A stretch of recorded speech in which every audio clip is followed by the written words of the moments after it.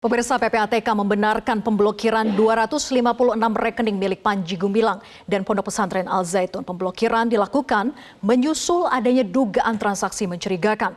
Kita akan membahasnya lebih lanjut bersama Imam Supriyanto, pendiri dan anggota Badan Pembina Yayasan Pesantren Indonesia Ma'had Al Zaitun yang sudah hadir di studio, kemudian juga mantan Kabar Reskrim Susno Duaji dan kuasa hukum Panji Gumilang Hendra Effendi. Selamat malam Pak Imam, Pak Susno dan juga Pak Hendra. Selamat malam Mbak Vera, selamat malam para pemirsa. Selamat malam Mbak Vera. Salam sehat selalu semuanya.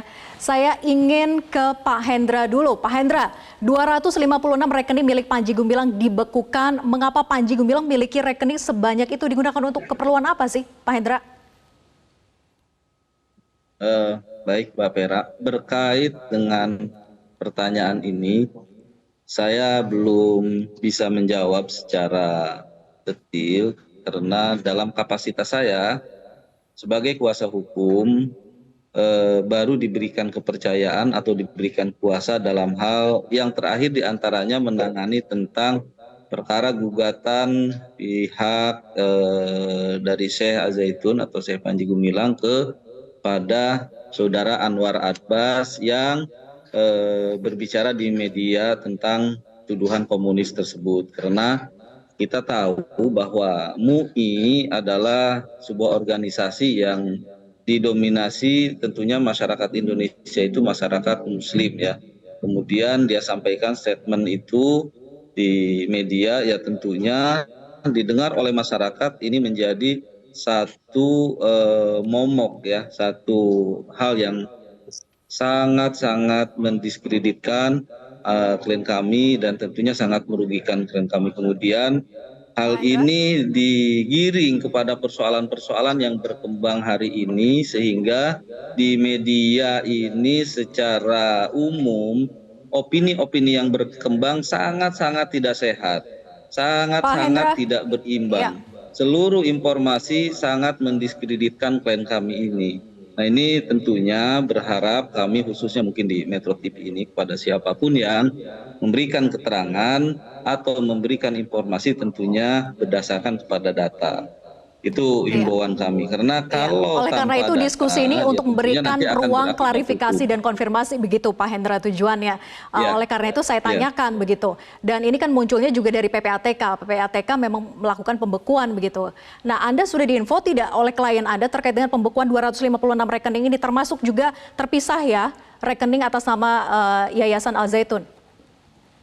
Ya, jadi tadi saya sampaikan berkait dengan rekening klien kami itu dalam saat ini, pada saat ini kami belum memiliki kapasitas tentang menjawab hal itu. Silahkan kalau dari media ingin menanyakan tentang hal itu yang jelas, tentunya pertanyaannya disampaikan kepada klien kami secara langsung. Terima kasih. Baik. Kalau bisa bergabung secara langsung kami dengan senang hati sebetulnya Pak Hendra. Oke, saya ingin tanyakan ke Pak Imam. Pak Imam, Anda sebagai mantan pendiri begitu ya Yayasan Al Zaitun yang terakhir aktif sampai tahun berapa Pak Imam? Kalau pendiri nggak ada mantan, pendiri kan tetap pendiri. Iya, pendiri tidak bisa digantikan kan gitu, kecuali orang yang ditunjuk untuk menggantikan. Nah, saya tidak di kampus lagi sejak tahun 2007. Sejak tahun 2007 terakhir aktifnya begitu ya? Betul, iya. Nah, terkait dengan transaksi mencurigakan sehingga dibekukannya 256 rekening milik Panji Gumilang terpisah dari rekening yang dimiliki oleh Yayasan Al Zaitun sendiri. Sepengetahuan Anda dulu dari yayasan ini didirikan, Ponpes ini berdiri, itu seperti apa sih perputaran uang di dalamnya? Kalau dulu aset yayasan hanya 100.000 di rekening. Tapi kalau sekarang 100.000 rupiah? 100.000 rupiah. Kalau sekarang perkembangannya karena sejak tahun 2012 saya bongkar itu tentang NII di Al Zaitun, itu struktur itu dirubah.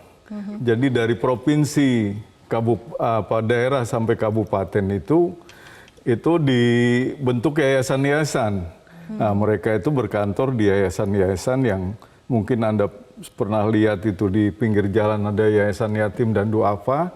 Nah, kemudian struktur di bawah yayasan itu namanya kecamatan, itu orang-orang yang mencari dana. Kalau kita perhatikan tuh pakai kotak-kotak amal itu. Oh, jadi kotak amal itu ditujukan untuk pesantrennya atau untuk yayasannya secara umum? Iya, itu keterkaitannya dengan yayasan. Jadi dari yang kotak amal itu petugas itu store. Nah, mungkin dari situ ke yayasan-yayasan yang begitu banyak gitu. Misalnya yayasan di Jakarta Barat itu ada 5 atau ada 6 gitu kan. Mungkin dari masing-masing tempat tuh punya rekening gitu kan. Jadi dari petugas tuh menyetorkan masuk ke rekening itu.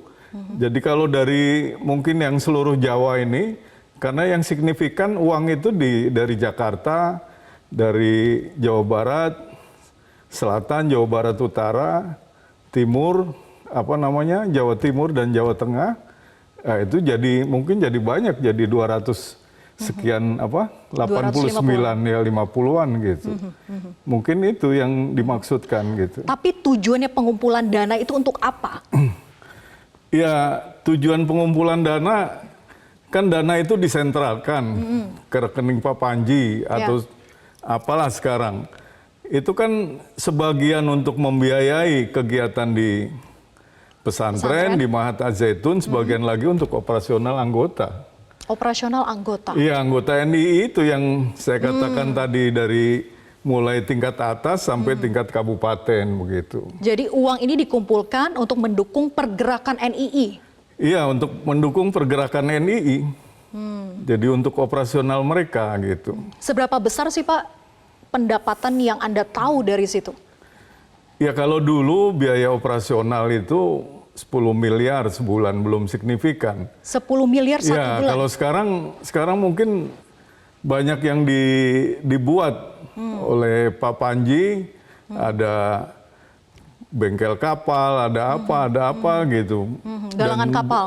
Galangan kapal, kemudian kegiatan-kegiatan yang lain, ke luar negeri dan sebagainya, membangun jalinan hubungan dengan Israel dan sebagainya. Mungkin perlu biaya besar gitu. Oke, ini menarik. Nanti kita akan ulas lebih lanjut, Pak Imam. Dan saya juga akan tanyakan nanti ke Pak Susno terkait dengan aliran dana 10 miliar. Masa iya sih selama ini tidak pernah terdeteksi? Tapi dijawab nanti usai jeda. Tetap bersama kami di Prime Time News.